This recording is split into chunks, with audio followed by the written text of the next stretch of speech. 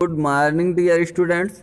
आज मैं आप लोगों के सामने एक कहानी प्रस्तुत कर रहा हूँ जिस कहानी का नाम है सच्ची मित्रता। यह एक प्राचीन यूनानी लोक कथा है।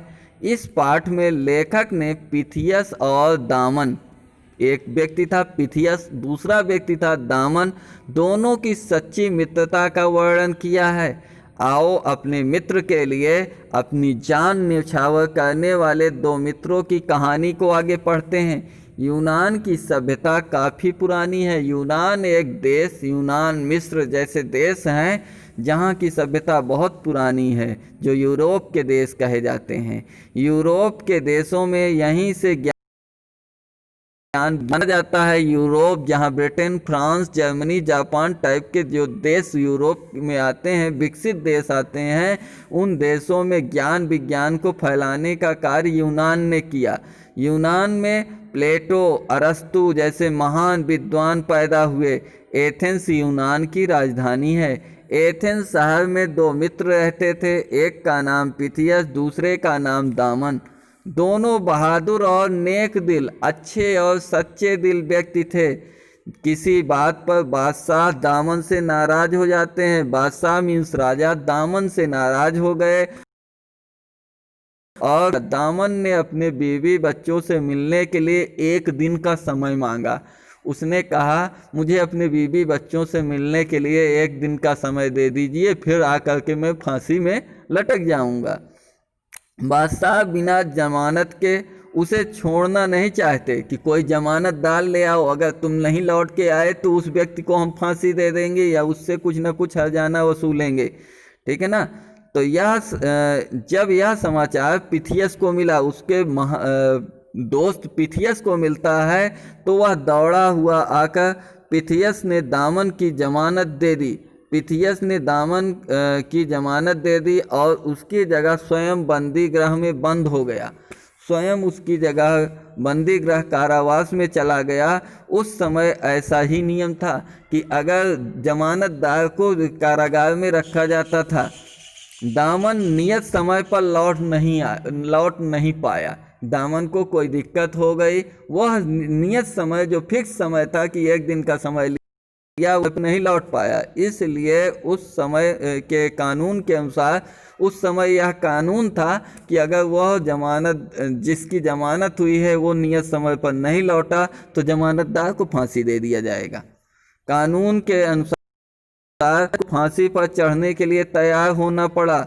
उसने अपने मन में कहा, निश्चय ही दामन के साथ कोई दुर्घटना घटी है या तो वह बीमार पड़ गया होगा। आज के दोस्त तो कोई दूसरा फांसी पे चढ़ जाए, भैया चढ़ा दो उसको, जाने दो, आज हमारी जान बख्शो। बीमार हो गया होगा, नहीं तो अब वह अवश्य पहुंच जाता। ज्यों ही पिथियस फांसी के तख्ते पर चढ़ने के लिए तैयार हुआ, दामन घोड़ा दौड़ाता हुआ आ गया। दामन उसका सच्चा दोस्त, जिसकी वजह से वो फांसी पर चढ़ने जा रहा था, वह घोड़ा दौड़ाते हुए आ गया। उसका पहला घोड़ा पहुंचने से पहले ही थक कर मर गया था। पहला घोड़ा उसका पहले ही वहाँ तक पहुँचने से पहले ही थक कर मर गया था। दूसरा घोड़ा खोजने में उसको बहुत समय लग गया कि कैसे जाऊं, समय कम है। बड़ी मुश्किल से उसे एक साधारण घोड़ा मिला जिस पर चढ़कर वह फांसी की जगह पर ठीक समय पर पहुंच सका।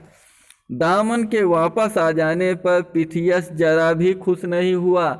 दूसरा दोस्त जो फांसी पर चढ़ने जा रहा था, अपने दोस्त के लिए वो अपने दोस्त को सही सलामत देखकर थोड़ा भी खुश नहीं हुआ। वह मित्र के लिए अपने प्राण निछावर करना चाहता था। दामन विवाहित था और उसके बाल बच्चे भी थे। वह उन्हें बेहद प्यार करता था।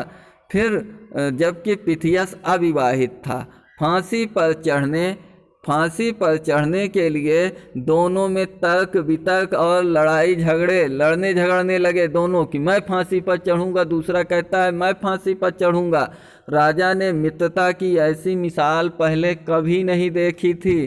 कुछ देर दोनों को मंत्रमुग्ध होकर देखता रहा, ध्यानपूर्वक देखता रहा कि आखिर ये रियल में लड़ रहे हैं कि नौटंकी कर रहे हैं।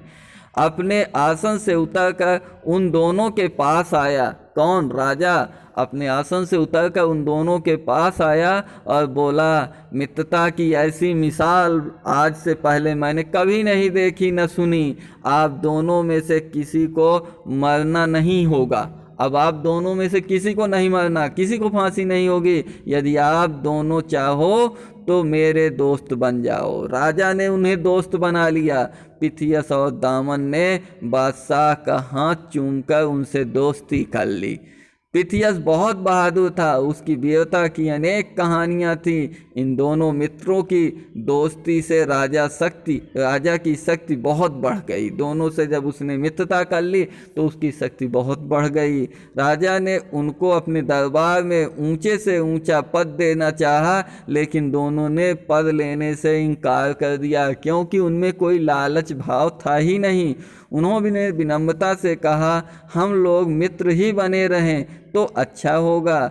मित्रता और चाकरी दोनों एक साथ निभाना कठिन है। हम मित्र और नौकरी नहीं कर सकते कि हम अपने मित्र के यहाँ दोस्ती करें, अतः कोई न कोई हमसे कमी होगी जिसमें हमको डांट फटकार मिलेगी। आप तो बादशाह हो सकता है फांसी ही दे दो।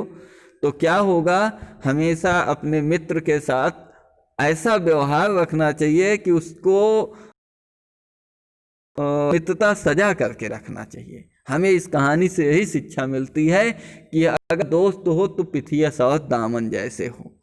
ठीक है, तो आज की इस कहानी का ये अंश समाप्त होता है। मिलते हैं अगले दिन अगली नई कहानी के साथ। तब तक के लिए सभी लोगों को जय हिंद, वंदे मातरम।